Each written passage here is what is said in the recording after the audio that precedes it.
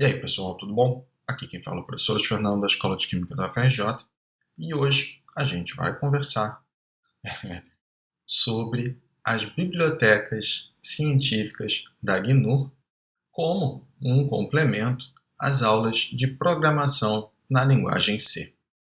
Repare então que isso daqui faz parte da disciplina, que é 044, Computação Científica Aplicada, mas eu considero que esse é um tópico bônus, é um tópico mais avançado, que traz mais funcionalidades para você dentro da própria programação.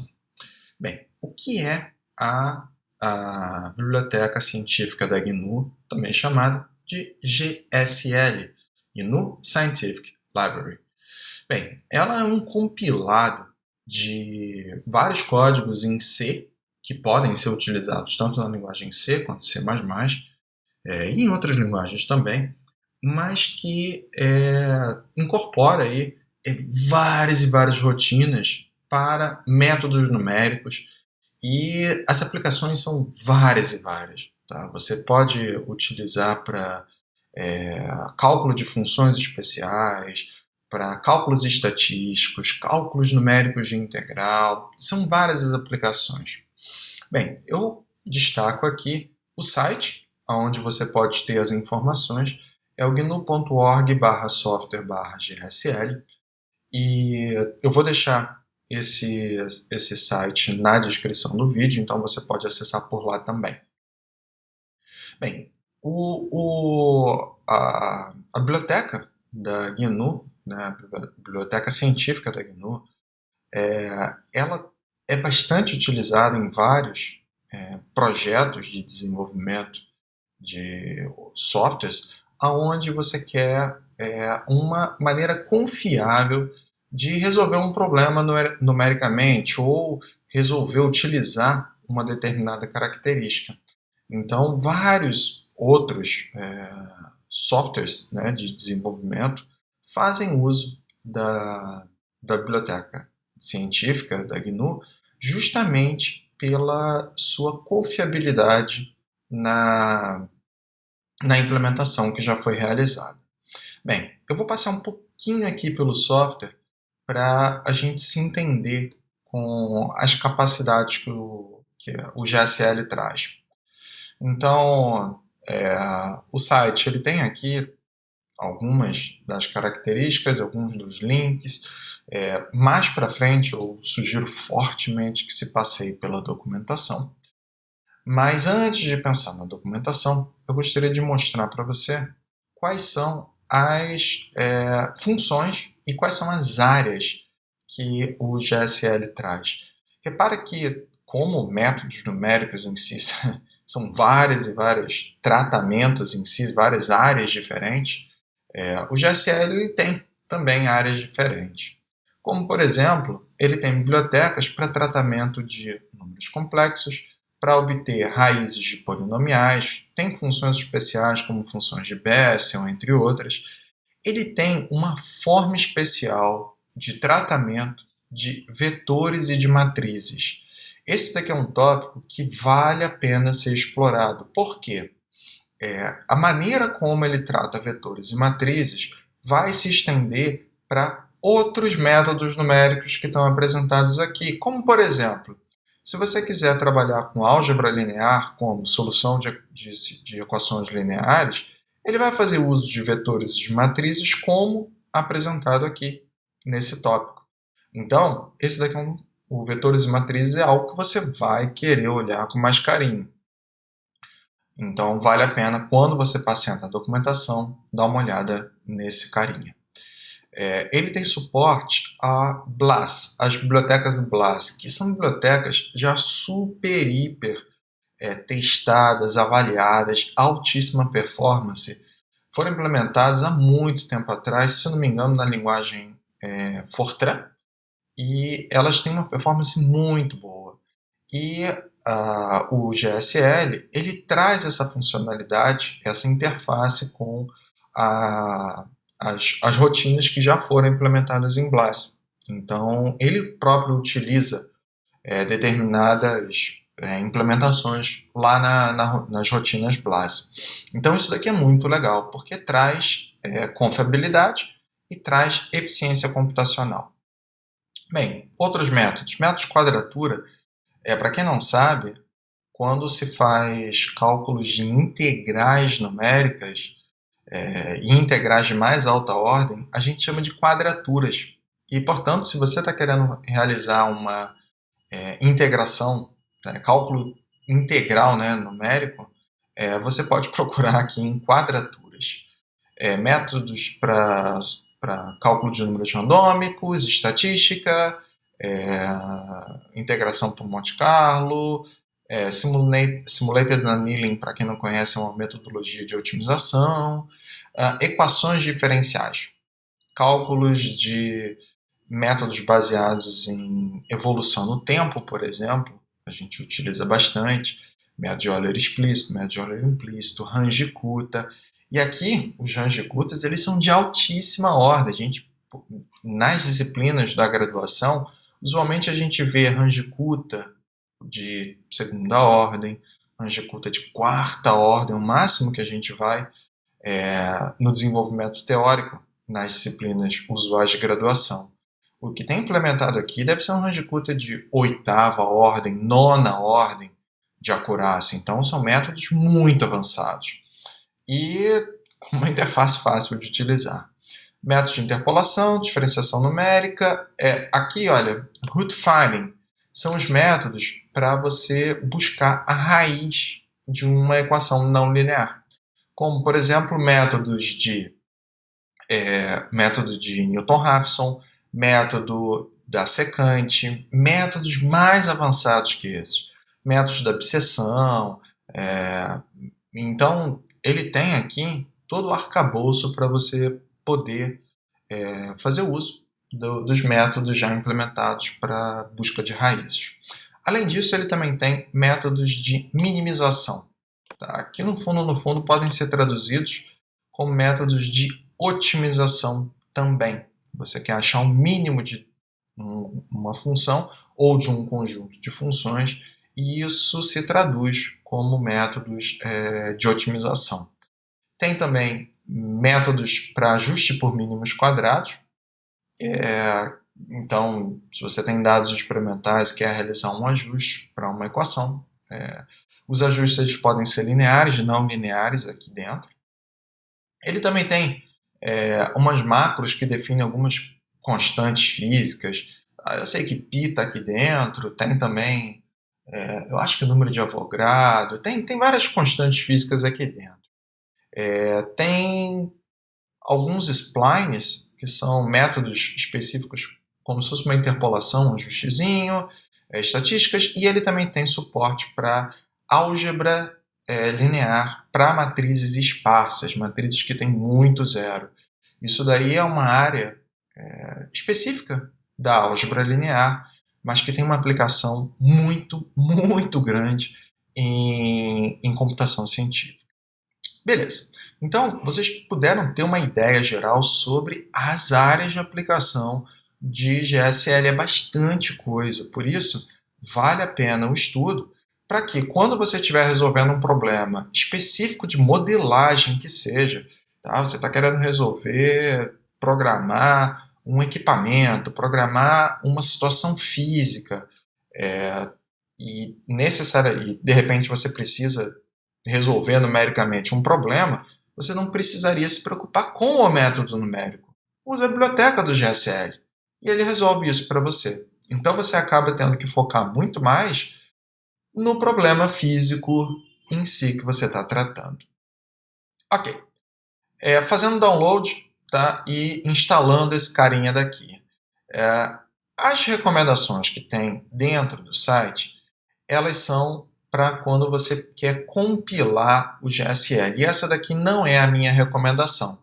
Tá? Então, mesmo para esse último caso aqui, olha, que é uma instalação do GSL para Windows, eu não recomendo, porque eu já mostrei para você dentro desse curso como utilizar uma forma específica de instalação tanto do compilador, do MinGW, quanto de determinadas bibliotecas, que usando mais SIS2. Então, o GSL ele já está incorporado ao mais SIS2. Então, não segue o que está aqui não, tá? Eu vou mostrar para você uma outra metodologia.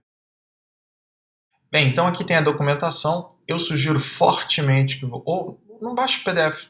Quer dizer, você que sabe, tá? Se quiser baixar o PDF, baixe o PDF.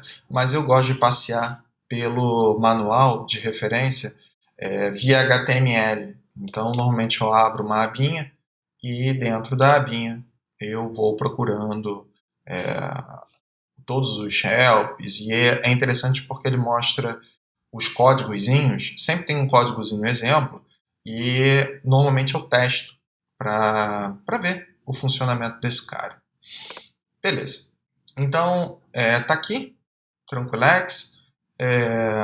Aqui embaixo tem as plataformas que esse cara funciona em todos os sistemas operacionais, blá blá blá. A licença é uma licença gratuita da GNU, então é gratuito, código aberto, Tranquilex, e acho que é isso. Tá bom. Ok. Vamos conversar um pouco antes sobre o funcionamento disso, na verdade não o funcionamento, mas a instalação disso daqui no sistema Windows. Então, eu aqui já fiz a instalação, então vocês estão vendo, eu fiz uso do MySys2, então eu abri aqui um terminalzinho do MySys2, no caso a versão 64 bits, que é a minha instalação, e eu utilizei esse comandozinho de instalação, pacman-s, e o nome do pacote, tá? Que é o MinGW W64X8664-GSL.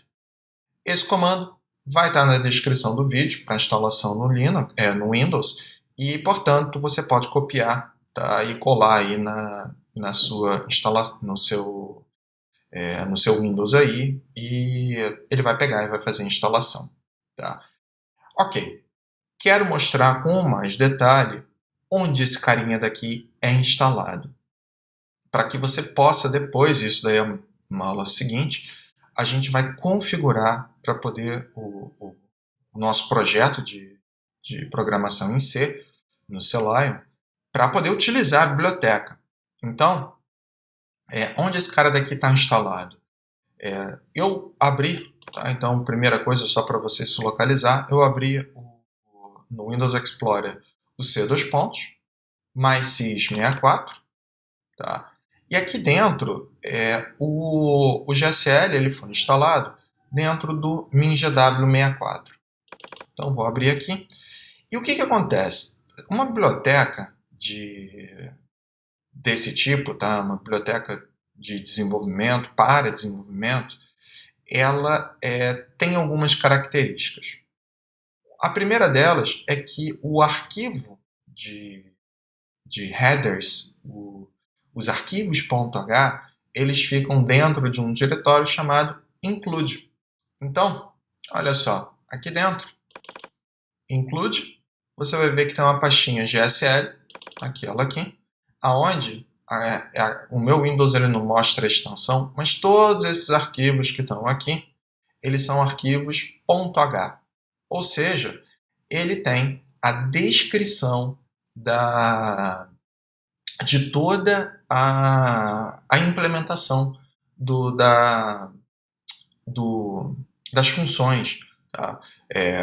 Da função do GSL, função de todos os métodos. Então, você vai poder olhar como é a implementação do método em si. Tá? Perdão, a implementação da chamada da função do método em si. O que não foi instalado nessa versão do GSL?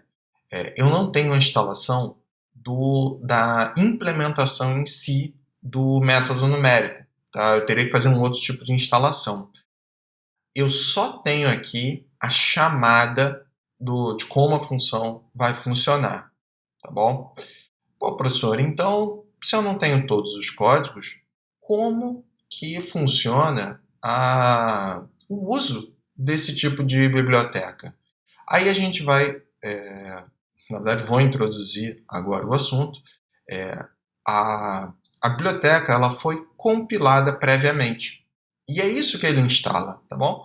Quando eu uso aqui esse comandozinho do MinJW64 GSL, ele implementa os headers para que eu possa acessar e a compilação da biblioteca ela fica dentro desse diretório lib. E toda a implementação em si, as funções, como ela vai ser executada, tudo isso fica em alguns arquivos que a gente chama de DLL, tá? No Windows. No Linux são arquivos .a ou .so e no Mac são .dylib, tá? O dylib. E talvez você já tenha esbarrado o Windows reclamando de uma DLL faltando, ou de alguma coisa assim. Pois bem, é uma biblioteca que está faltando e por isso ele não consegue executar determinado comando, determinada instrução. E aqui a gente acabou de instalar, deixa eu procurar onde ela está, o lib GSL, que deve estar, as coisinhas estão, libgsl está aqui. Então, olha, eu tenho libgsl.a, a biblioteca compilada para o Linux, e a sua versão em DLL. Note que eu comentei que o GSL ele também tem uma interface com as bibliotecas BLAS, tá? Que são super hiper eficientes. E isso também está contemplado aqui, tá bom? Então, aqui eu tenho as bibliotecas e no momento que eu for configurar o meu projeto de desenvolvimento para que eu possa programar com as bibliotecas GSL, eu preciso indicar ao meu programa essas bibliotecas DLL, essas bibliotecas .a, para que o meu programa entenda como ele vai interpretar, como ele vai conseguir executar o código em si. Mas isso vai ficar para uma aula posterior. A maior complicação mesmo é aqui no Windows, porque o GSL não é nativo do Windows. Mas eu vou deixar na descrição do vídeo também como instalar no Linux, tá? É um comandozinho só, é tranquilo também, e como instalar no Mac utilizando o Homebrew, que é um gerenciador de pacote que se assemelha muito aí ao gerenciador de pacotes do próprio Linux. E aí com isso você consegue instalar muito fácil os programas de Linux no próprio Mac. Eu uso muito, mas muito mesmo Homebrew. Então, isso daqui foi apenas uma visão geral sobre o GSL, a instalação dele no Windows, e a minha recomendação agora, olha, lembra os locais aonde estão instalados os arquivos-fonte do GSL e a biblioteca do GSL aqui no Windows. No Linux e no Mac, isso daí vai aparecer de uma maneira bem natural, porque eu vou precisar mostrar mesmo quando for configurar no CLI, tá bom? Então, esse daqui era o objetivo dessa aula, só para te dar uma visão geral mesmo sobre o GSL, a instalação no Windows, e na próxima aula a gente vai configurar um códigozinho simples usando a biblioteca GSL. Beleza? Vejo você lá. Até mais.